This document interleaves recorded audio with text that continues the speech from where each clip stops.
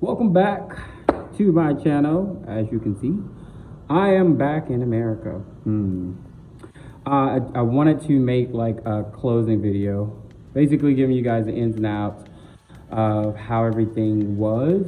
Of course, the first part one of visiting the UK was pretty much just like the glitz, glam, all the fun, the food, all the places that I actually went. So I wanted to make a part two because it was very important for me to kind of bring it full circle for everybody that's new to the channel. Thanks for subscribing. Love you guys a lot. But I wanted to also like give you guys some like specifics. Certain people were asking me questions. People were asking me like, hey, how do you like this versus that? Or how's the food? Or how are the people? So first one, we will start with the people. The people to me, this is just all based on my opinion, so don't fight me. The people were absolutely amazing. I did notice subtle things that were, I would say subtle, but they were definitely big in my eyes as far as how they treat black people, which is absolutely amazing. At first, you'll think that they're probably staring or they're probably trying to figure out why you're over there. But that's exactly what it is. They're actually trying to figure out why you're over there. They're actually intrigued by your color, especially because I'm more on the darker side. But not in a way of like fetishizing you like Americans sometimes can do. Again, my personal opinion. They were super, super nice. A lot of them loved the fact that I was from Hotland, as they call it. And just as much as they have an accent, I have an accent to them, which is all amazing. I love that they don't care about color. I love that they don't, how do I say it? They don't automatically assume anything based off your color, which that was very refreshing and really made things 10 times better for me.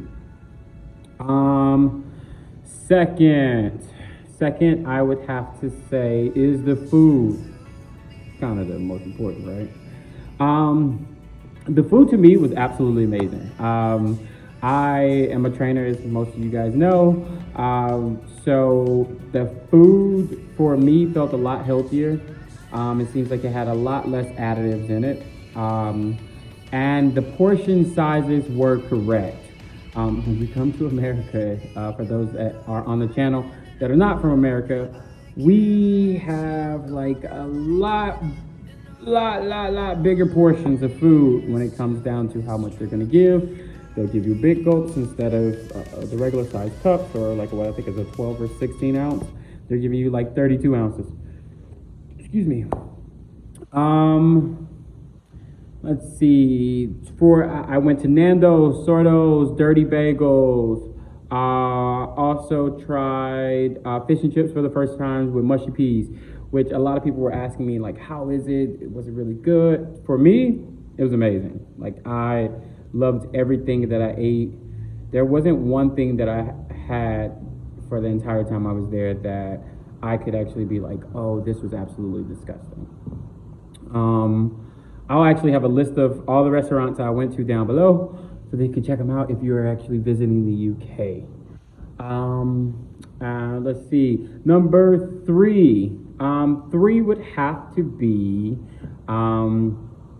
what did not like. A lot of people said, you said so many good things about the UK, Brighton and London, and to be specific, but you did not tell us what you did not like. And this is going to be a short one. There isn't much that I did not like. To be honest, I I didn't want to go into what I didn't like because I thought that would all the negative always outweighs the positive in a lot of people's eyes. So I didn't want to go in with a negative mindset. I just went in more of it as this is their culture, this is how they handle things, this is how they do things. And everything that I saw was just basically free. They were living free, smiling free, partying free, eating free, just living life. Now, granted, that will change once I move there. Um, I think.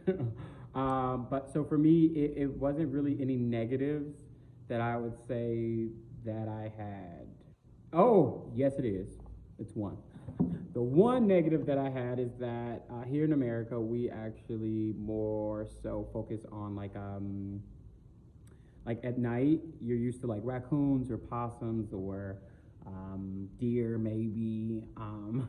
So one of my friends there told me that every now and then you have to worry about like in the country or rural areas you have to worry about foxes. I was like, oh my god, okay, cool. And it just so happened if you follow me on Instagram, which will be right here, um, I came out of my Airbnb in Hove, and I kid you not, the fox was like literally in the middle of the street, and I froze up because I didn't know what to do. I wasn't sure whether they chase you or if he's gonna be as scared as me as I am of him. But all I know is he was big, and I was not having it.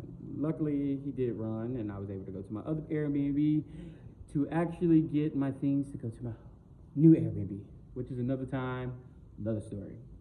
Um, and that's three. Okay, so number four, British culture. They can drink they off. When I tell you, there was times where I went out and I literally, they called it the British way of drinking. I literally started drinking one day at 1 p.m. and did not end drinking until 1 a.m. And it was a constant rotation of drinks the entire time, which I thoroughly enjoyed, but didn't understand why I enjoyed it. But I definitely have a newfound respect for them. And I would like all of us Americans to know one thing: we do not know how to drink. The Brits do.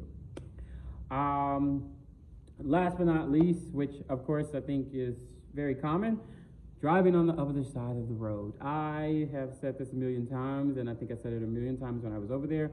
I most likely will not buy a car because, and I would love to know who pissed who off between the Brits and the Americans on why we switched to driving and why we drive on, they drive on the, I think I guess it's the right side, and we drive on the left, whatever it is.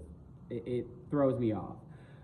It's the scariest thing in the world, just because you have to reverse your way of thinking when it comes to roundabouts, when it comes to making a turn, when it comes to coming out into the intersection. And I would definitely have to wait a smooth year or two before I even attempted to try to buy a car over there or want to drive over there. It makes me really, really anxious, and it makes my anxiety go through the roof.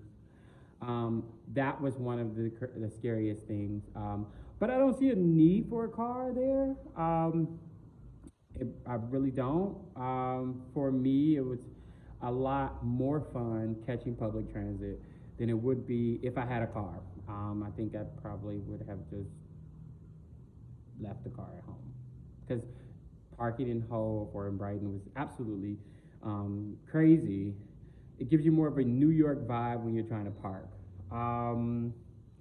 Let's see, that was number 5. Oh, and this is just a briefing. So for this channel, this is not only going to be geared towards my move to London or Brighton. This is actually going to be a fitness slash, I guess we can say, exploration type of channel of me actually making the transition to another country. But I will be giving out free workouts, free full detail workouts on this channel, and pretty much everything about my life.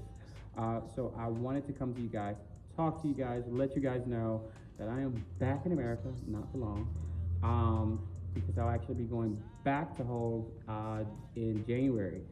And I'm just super excited for you guys to go on this journey with me. Again, to everybody that reached out to me, for everybody that has sent me a DM, a text message, a phone call, a FaceTime, thank you all. I really, truly appreciate it. Without you guys, I don't think I would have the confidence to actually be doing this. And I love you guys, and See you later.